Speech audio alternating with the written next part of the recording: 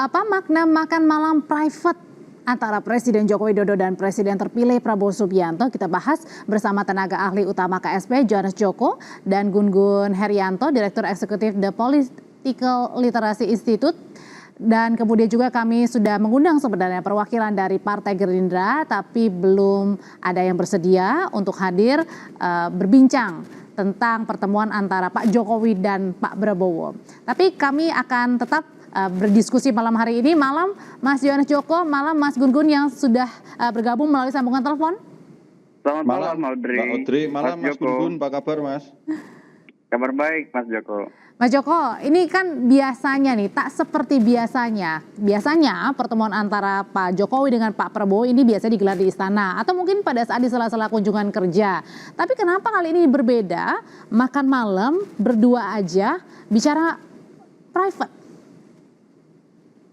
Iya, yang namanya pertemuan Pak Presiden Jokowi dengan Pak Presiden terpilih itu kan bisa dilaksanakan di mana saja, Mbak. Sejauh memang kedua beliaunya nyaman dengan suasana pertemuan.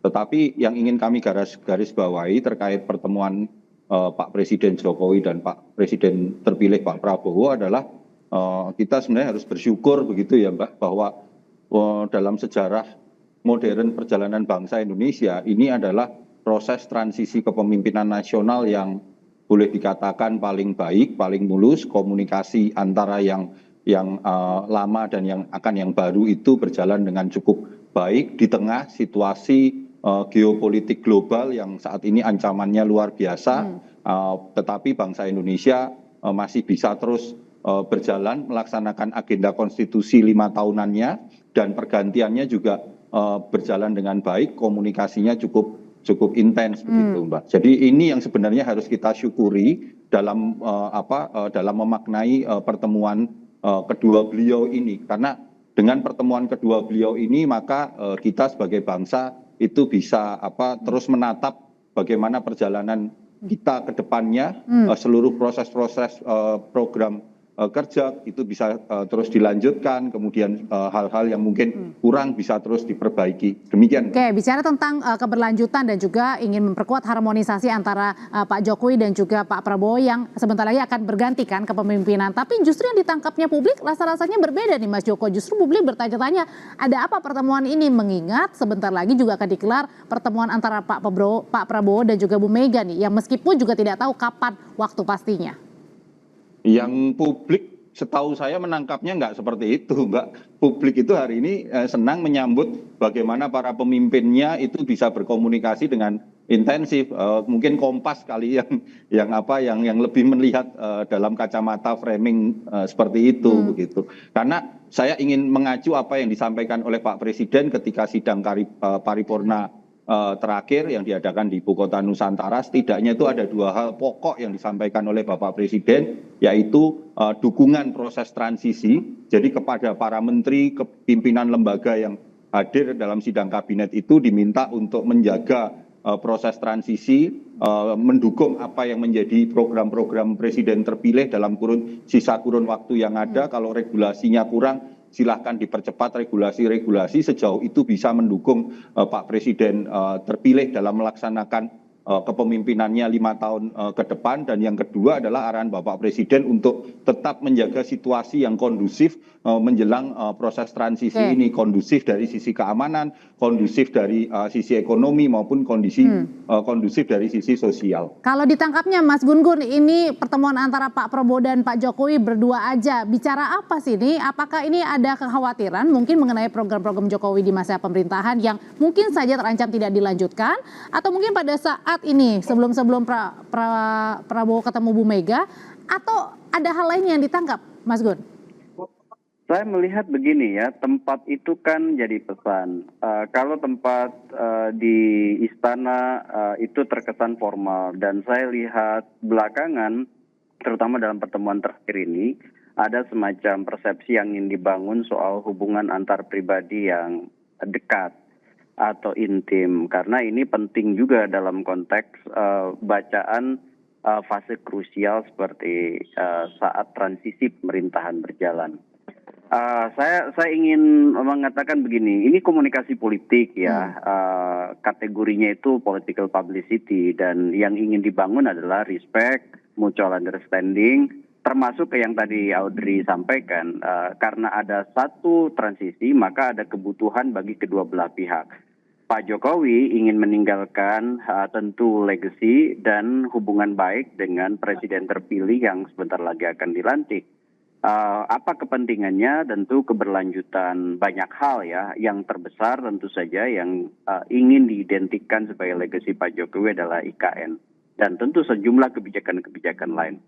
Bagi Pak Prabowo, kepentingannya tentu adalah dukungan politik dari berbagai pihak ya, termasuk tentu saja diantaranya adalah Pak Jokowi karena Pak Jokowi cukup lama memberi endorsement politik pada Pak Prabowo. Kalau gitu siapa yang paling membutuhkan dari pertemuan ini? Siapa yang paling membutuhkan? Ini yang jelas mutual benefit ya, keuntungan bersama antara Pak Prabowo dengan Pak Jokowi dan terlepas dari apapun intensi yang dibangun ya, pertemuan seperti ini di fase transisi itu sangat diperlukan. Kita cukup punya sejarah yang tidak baik ya. Halo?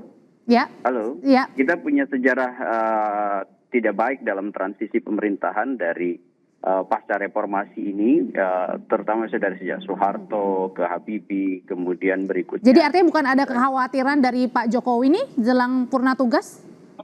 Iya, semua presiden yang pernah menjabat, apalagi 10 tahun misalnya, pasti kan tidak pernah bisa sempurna dalam banyak hal. Sehingga kemudian secara politik ya, butuh juga yang disebut dengan komunikasi dengan presiden terpilih berikutnya. Satu ya, dalam dimensi kebijakan, tentu juga tidak seluruhnya sempurna, banyak hal-hal yang catatan merah, catatan kuning gitu ya. Yang itu kemudian tentu juga punya keriskanan dan baik itu di level implementasi yang akan dieksekusi oleh presiden berikutnya maupun dari sisi hukum. Ya tentu ini butuh komunikasi juga dengan presiden yang terpilih. Tapi satu hal juga nih yang menarik, Mas Joko, ini pernyataan dari Bang Refli ya. Saya meminjam kata-katanya Bang Refli nih. Bang Refli bilang ini pertemuan antara Pak Jokowi dan Pak Prabowo ini harus dimaknai pertemuan politik begitu. Ini bisa jadi mungkin karena ada kekhawatiran dari Pak Jokowi, kemudian juga untuk memuluskan pelantikan dari Mas Gibran. Berarti apakah ada khawatir ini dari Pak Jokowi, makanya harus bertemu dengan Pak Prabowo dan kemudian ini diungkapkan di media sosial juga? Apa yang harus dikhawatirkan? Nggak ada tuh. Kami lihat hari ini juga semuanya berjalan dengan sesuai rencana. Semua juga sedang menyambut untuk persiapan pelantikan Pak Presiden terpilih Pak Prabowo Gibran dan Wakil Presiden Presiden Pak Prabowo dengan Mas Gibran. Nggak ada. Kalau itu kan masalah tafsir orang untuk menafsirkan apapun itu bebas-bebas saja. Toh kita katanya negara demokrasi. Kalau yang namanya negara demokrasi mau tafsir seperti apa juga bebas. Orangnya juga nggak ikut pertemuan di situ kok gitu. Tetapi kan begini loh Mbak, yang harus kita sama-sama pegang. Saya sepakat dengan apa yang dikatakan Mas Gun-Gun tadi gitu. Bahwa kita harus menciptakan satu legacy bagi bangsa ini.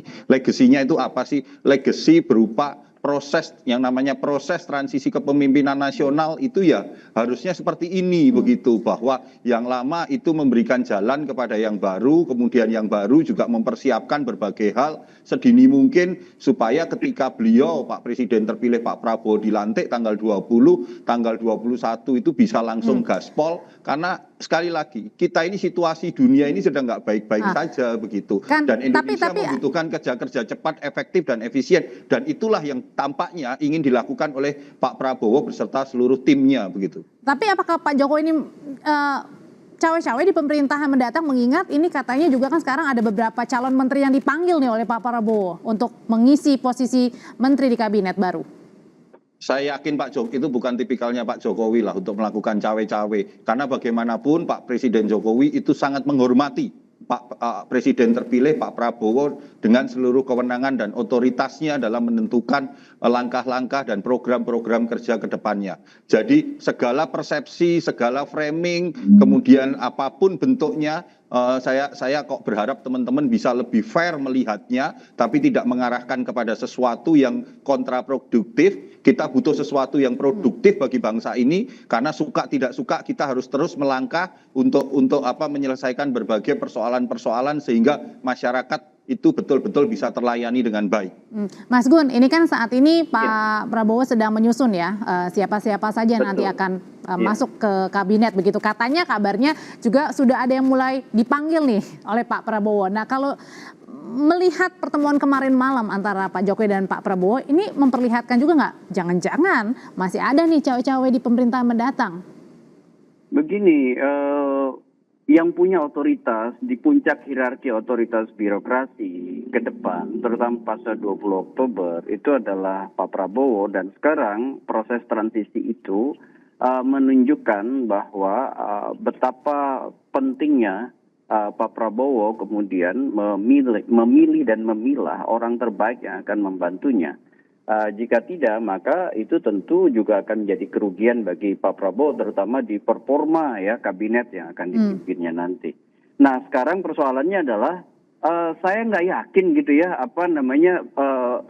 betapa besarnya peran cawe-cawe Jokowi di posisi seperti sekarang ini yang mau turun, bahwa Pak Jokowi ya punya tentu kekuatan rujukan kemarin ya menjadi salah satu yang membantu Pak. Ya, Mas Gun. Oke, sambil diperbaiki komunikasinya, Mas Gun, saya akan kembali ke Mas Joko. Ya, kalau gitu jadi ada jaminan pasti ya bahwa tidak ada permintaan khusus dari Pak Jokowi nih, karena kan bagaimanapun juga Pak Jokowi ini sangat berjasa sekali bagi seorang Pak Prabowo Subianto yang akhirnya nih menjadi Presiden Republik Indonesia. Terkait hal itu persisnya saya tidak tahu, Mbak.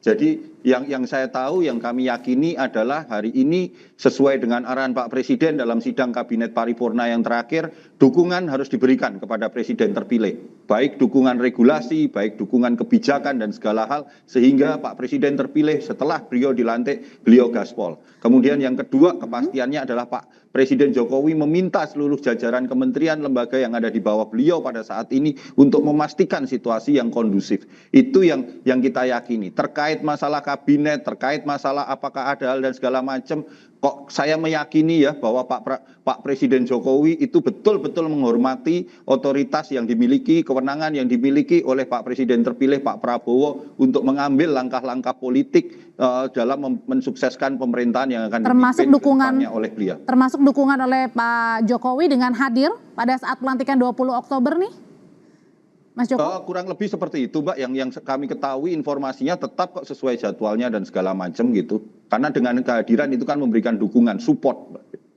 Oke, saya mau kembali ke Mas Gun-Gun. Mas Gun-Gun sudah tersambung? Terputus ya. Oke, Mas Gun? Iya. Oke, nah kalau gitu pertanyaan terakhir nih Mas Gun. Dengan pertemuan Pak Jokowi dan Pak Prabowo kemarin malam, berpengaruh gak terhadap rencana pertemuan Pak Prabowo dengan Bu Mega? Saya melihat tidak akan berpengaruh signifikan ya. Jadi Pak Prabowo juga punya kebutuhan strategis untuk melakukan komunikasi politik dengan partai pemenang di pemilu legislatif, dalam konteks ini adalah PDI Perjuangan.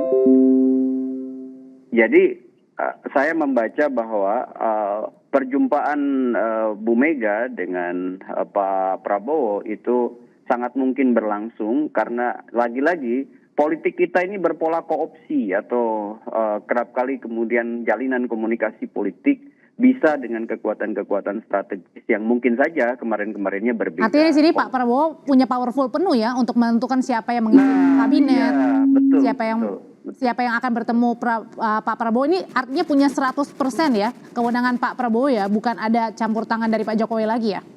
Iya, saya meyakini itu ya. Pak Prabowo akan punya otoritas untuk itu, dan juga ada kebutuhan untuk melakukan politik akomodasi dengan kekuatan-kekuatan strategis, termasuk kekuatan besar seperti PDI Perjuangan yang memang memenangi pemilu legislatif, dan disitulah pentingnya menurut saya komunikasi politik dengan para pihak, termasuk PDI Perjuangan.